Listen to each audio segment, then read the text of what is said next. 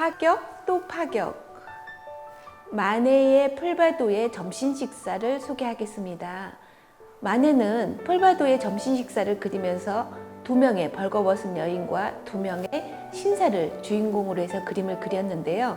그때 당시는 이렇게 벌거벗은 여자가 그림 속에 등장하는 것은 너무나 파격적인 그림이었어요. 그때 당시로서 이렇게 신화의 이야기나 여신이나 이런 사람들이 이렇게 누드로 그림을 그리는 주인공이 되었다면, 마네는 실제 살아있는 인물 빅토르 미렌이라고 하는 여자를 주인공으로 해서 그림을 그렸어요. 그래서 너무나 파격적인 그림이었죠. 그래서 그때 당시로서는 너무나 많은 사람들이 비난을 일삼았던 그림이에요. 풀바도의 점심 식사는 티치아노의 전원음악회, 라파엘로의 파리스 심판에서 따온 것인데요. 이때 두 그림에서 영감을 받아서 그림을 그렸기 때문에 그림상에 나타나는 포즈는 너무 일치하게 보이는 것을 알 수 있을 거예요. 두 거장의 그림을 보고 그렸던 풀바도의 점심 식사는 굉장히 문제를 일으켰던 그림이다라고 할 수 있겠어요. 좀 더 살펴보면 벌거벗은 여자는 빅토르 미렌이라고 하는 마네의 애인이었어요. 마네의 애인이면서 매춘부다라고 알려져 있거든요. 그런데 굉장히 사랑했던 사람이었던 것 같아요. 왜냐하면 그림 속에 빅토르 미렌은 여러 번 등장해요. 그런데 그림 속에 나타나는 두 명의 벌거벗은 여자도 문제였지만 두 명의 그 댄디한 신사도 문제였어요. 그러면 이렇게 왜 파격적이다 이름을 붙였을까요? 이 그림상에 나타나는 두 명의 남자는 부르주아들의 대명사였던 것 같아요. 그때 입었던 옷은 지금 이야기하면 재벌 2세? 뭐 이런 정도의 굉장히 부르주아들의 아주 전형적인 모습을 그림으로 표현을 했어요.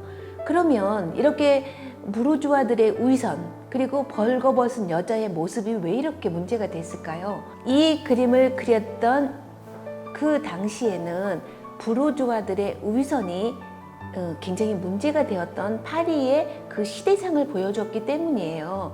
파리는 혁명이 끝나고 나서 나폴레옹에 의해서 개조 사업이 시작되어지는데요. 이때 부르주아들이 생기면서 정부를 두는 것이 유행이었던 시절이었다라고 얘기해요.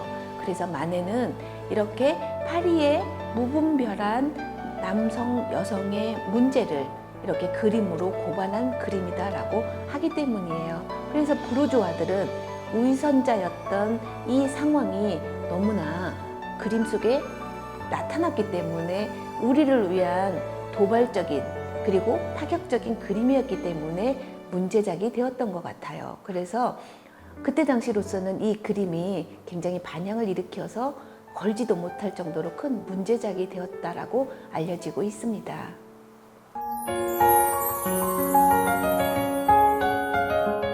마네는 파리에서 출생하는데요.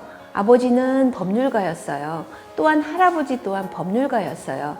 그래서 굉장히 부유한 집안에서 태어나게 되어지는데요. 오늘날 이야기하면 금수저였던 것 같아요. 그래서 또한 마네도 법률가가 되기를 원해요. 그런데 본인은 그림을 그리고 싶었던 거예요. 그래서 아버지의 뜻을 따르지도 못하고 내가 그림을 그릴 수도 없고 하니까 처음에는 배를 타고 멀리 나가서 6개월 동안 배를 탔다라고 알려지고 있어요. 그런데 이렇게 오랜 시간이 지났음에도 불구하고 그림을 그리는 열정이 너무나 강했던 마네는 결국 화가로서 이름을 날리게 되어지죠. 이렇게 너무나 고집이 세고 자기가 그리고 싶었던 그림을 그렸기 때문에 그때 당시로서는 많은 사람들에게 문제를 일으켰지만 오늘날 우리에게는 이렇게 파격적인 그림이 새로운 모습으로 다가와 오고 있는 것 같아요. 마네는 인상주의의 맏형 역할을 했다라고 우리에게 알려지고 있는데요. 인상주의의 맏형은 금수저였기 때문에 가능했었지 않았을까라는 생각이 들어요. 그런데 여기서 아주 재미있는 건 인상주의의 대표적인 화가 마네라고 우리가 알려져 있지만 마네는 실상은 사실주의를 그림에 그렸던 사람이다라고 알려져 있어요. 그 인상주의의 젊은 친구들과 같은 그림을 그리고 싶지는 않았던 것 같아요. 그래서 풀바도의 점심 식사에도 보면 그 두 명의 아주 아름다운 사실적인 이야기, 그리고 남자들의 이야기를 주인공으로 넣으면서 그림을 사실적으로 그렸어요. 그래서 사실주의와 인상주의의 그 중간 단계를 그림으로 그리지 않았었을까라고 우리에게 알려져 있죠. 그런데 마네와 모네는 두 가지를 비교해서 우리에게 많이 알려져 있는데요. 마네는 검은 수염, 모네는 흰 수염. 너무 재밌지 않아요?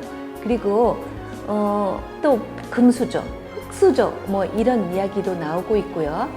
그리고 여자 이야기로도 유명해요. 마네는 너무나 많은 여자들과 관계를 맺어서 우리가 상상할 수 없을 정도로 굉장히 그 복잡한 사생활을 보여주고 있고요. 모네는 반대로 한 여자를 사랑했어요. 그래서 우리는 이렇게 여러 가지로 마네와 모네를 구분짓고 있어요.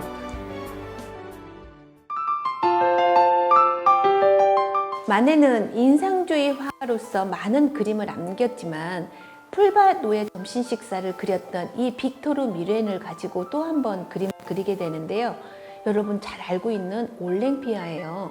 박근혜 대통령을 패러디해서 문제작이 되었던 이 그림인데요.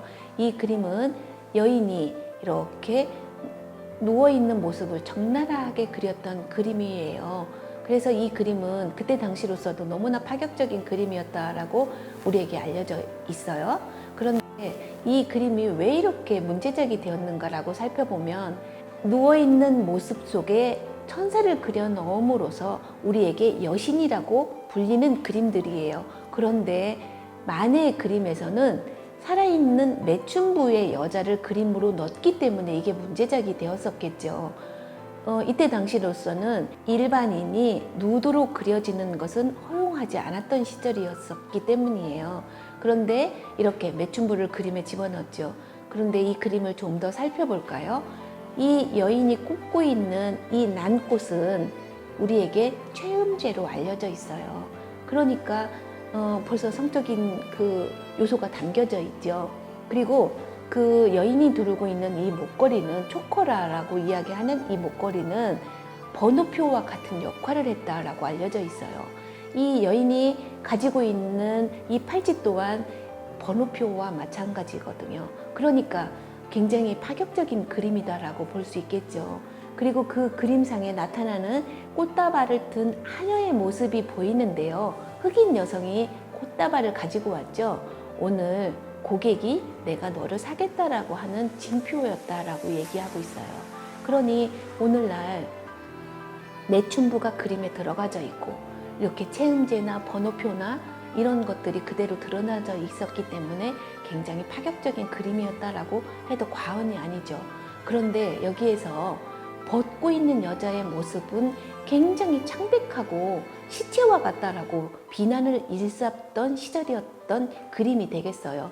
그런데 여기서 벌거벗은 여자가 신발을 보면 맨발로 그려져 있는 게 보일 건데요. 이렇게 맨발은 그 그림이 성적인 이야기가 그대로 드러나져 있을 때 이렇게 맨발의 모습을 보여주는 거거든요.